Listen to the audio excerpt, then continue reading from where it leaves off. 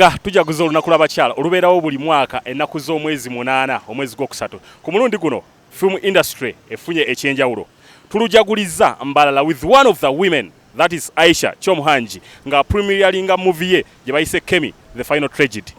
Film industry erabika ng'eyongedde okugaziwa bantu bangi babadde bagamba nti firimu ekoma Kampala. This time round ne tugenda embalala Kemi gyegenda okubeera ng'epremieringibwa akawungeezi k'olwaleero. Buli olaba kino n'olaba bihogo omanya bumanya bwe baagikana ne bagamba nedda ekyo tetukyali represented abantu tebakyamanya nti oyingidde embalala, but then bihogo is back and yes we are in Mbarara town. Tugenda kubanga tukuwa buli kimu. Oli ku Chika TV program you got 256 when agamba nti this is where we speak movies. So nga Chika TV is the only channel where you can have a whole TV experience. Wano wenyini mu kibatu kyo. Kakati olwaleero you got 256 nagamba nti yo ekwatagana ku movie industry tuli ku country cinema embalala. Abantu b'embalala bali so much excited okulaba nga for the first time bafunyeeyo olunaku lw'abakyala olucelebratingibwa n'omukyala naddala mu movie industry. Si kya bulijjo movie industry abantu bangi babadde bagamba nti movie industry filimu zikoma Kampala, nedda this time round zigenze paka embalala. Kemi the Final Tragedy esisinkanye Mutebi Farouk omu ku basajja abeekoledde erinnya movie industry ya Uganda nga naye olwaleero ali mbalala. Kiki ekiri wano? Ndi wano muganda wange nsanyusa okulabako nange okusisinkana bwe nvudde mu ruumu bwenti bwe gwensookeddeko kyemmanye emikisa gyange gyonna giteredde kati egyaki egy'omwaka guno 2020 waliwo omutandise tuli kuki tuli ku Kemi tuli ku Kemi yatulese wano twasuze embalala wano twatuuseewo ssaawa ng'emwezi ekiro tulabe nga tukwasaganya ebyolwaleero nga 8 olwaleero lwekigwa premier ya Kemi lwe tugenda ogikola no ku country cinema.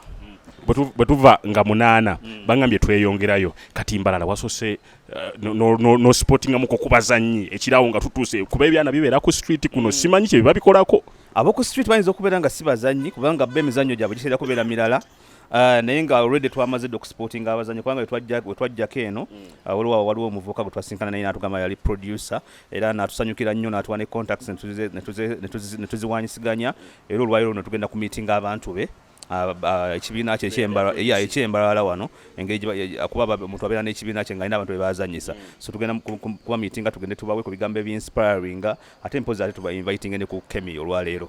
Kati ogambye nti bana box street tebabeera bazanyi naye tuyinza okwoyanga character gye twetaaga yeeyo nga twetaaga omuntu alina experience mu ekyo kyekituufu abo ku street tebatera kubeera bazanyi naye ate muvaamu abazanyi lwakubanga oluusi ate manyi babeera bayonooneka obwongo ate oba n'omuwa character obanga onoomutekamu ekyokuzanya film ate osooka muyisa mu birala nnyo osooka muwembejja mu mbeera ye gye yamanyiira ng'omuntu ate muganda ekiganyi kyetuba tusinga okwagala kujja mu character nga nnungi ng'omuyisaamu owange embeera eyo y'okuorientinga bwe ntyo mbadde sinnagigezaako nnyo naye ndowooza bangigerezeeko embaala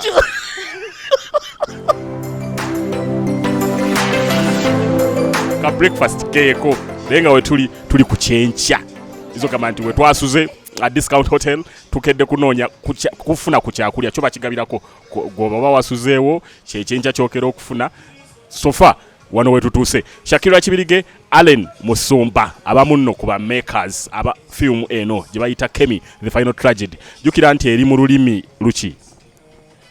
Eri mu nnimi 3 Oluganda, Olunyankole n'Olutooro.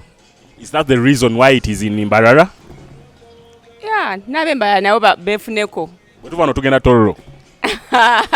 Nakyo kisoboka okukolebwa. Naye bwe tuva tugenda ku La Bonita, Kampala. Kemi bweva Embarara. Kawiki kano konna kuba nga tugenda kugivuga kawiki kano konna.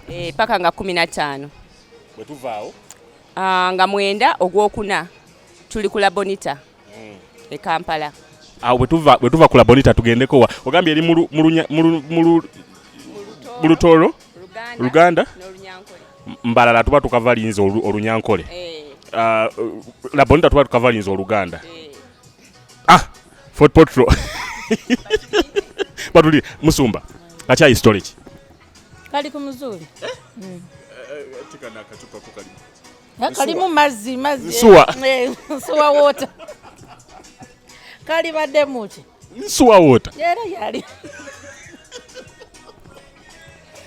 kati kyekidako okuva wano Okiddako okuva wano of course tudda Kampala ku La Bonita naye nga for now bwe tuva wano tukyali mu Tuva ka breakfast. yes tugenda kuba tuyitayitamu bantu b'Embarara twogereko nabo tubaguze ku tickets akawungezi tukikube. Wayi kati bwe tuyita mu Mbarara onankolako oba nsirikire muli ebinnyo byange? Gwebera mugumu nja kukolako ebyange obimayisiza butakolako naawe Balaga ndisirikire muli ebinnyo. abeera mugumu. Okay, Aliko program Yuga 2561 ku Chika TV nagamba nti this is where we speak movies. Ugandan movies gobuli wechiwetaga okumanya ku Ugandan movies otandikira wano. Wetwogerera tuli Mbarara. Kemi the final tragedy eya omukyala lady Aisha eno yakubiri twasoka tukola nakamwantette ne tugiraba wali ku muganzirwa za rooftop ate kakati ne tugaa nedda katutanduleko ku bigere ate tutuukeko eyo obuli awo ne bafune ku mukisa oguloza ku Ugandan movies. So thanks so much mwenna abasobodde okubeera nga tuli wano. Ronnie Nkalu Abraham yaŋŋambye nti eno yo tuyina okugenda ate ne tulaba ki ekiriyo. Abitegeka Edson we bali bangi nnyo Mutebi Farouk bangi atumala okulya yaddayo ne yeewummulira n'abeera refreshed nga walinda ki ekiddako. Gwekola ekintu kimu weekuume naffe ku program Yuga 256 wano ku Chika TV. Ladies and gentlemen, program Yuga 256 ku Chika TV. Tugenda maaso. Lady Aisha oba Aisha Kyomuhangi ku bibiri kyekisinga okwanguyira? Byombi. Kubanga byombi byange. Osobola kubeera ng'ogamba nti nno Mukama mwagala ne sitaani mwagala londako kimu. Bino byanjawulo. Bino byanjawulo gonna amannya gange era gonna ngagala. Gonna ge bampita. Okay. Kemi, so far so good? Yeah. Sure, yeah. How is the morning? Not bad. It's a clear day. It's promising.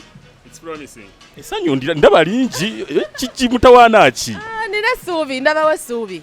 Yeah, ndabawo essuubi. Ndi mbadde mu kibuga mpiseeyiseemu so nga ndaba abantu bali excited, abantu beesunga, abantu bali aware. Ogenzeko ku bihogo? Ngenzeeyo wentuukira. Aisha, byonna ebiddako kati bye twogera nze sibimanyi naye gwe biŋŋambe mu beeno lwe bategeera. Ate ati gwe sitiro ojja kusigala nga tobitegeera. Abantu banywanyi bange abampurikize ninye Aisha Kyomuhangi twine premier eya Kemi aha Country Cinema Mbarara ni VIP kandi twine cocktail etali VIP etali VIP tulina kimu tuli ba VIP betulina obona ba VIP kati soko nebalizeko ku ba sponsor kuba mbutuufu tetuyinza kuyimirirawo nga tetulina batupushinzemuko mululi bali eno ba sponsors twinemu discount hotel discount wano wenyini wetuli. Yeah, it has we even have hardware. They have a hardware. We have steam bath, sauna, massage. Machi? Massage. Wano. Baina. So kolekeri side wa. Wansi. Actually nebo osoma bipande ebiko ebiri kuliko obugambo. Gwola massage ngoyingira. Tebannagitonandaga weri lwaki byensinga okwagala tebe batadde wala. Discount mwebale munonga kugira ngo mutire nanka sponsorship. Thank you. Na Coca-Cola ni mwebale munonga mutire sponsorship. Na n'abanywani bitu.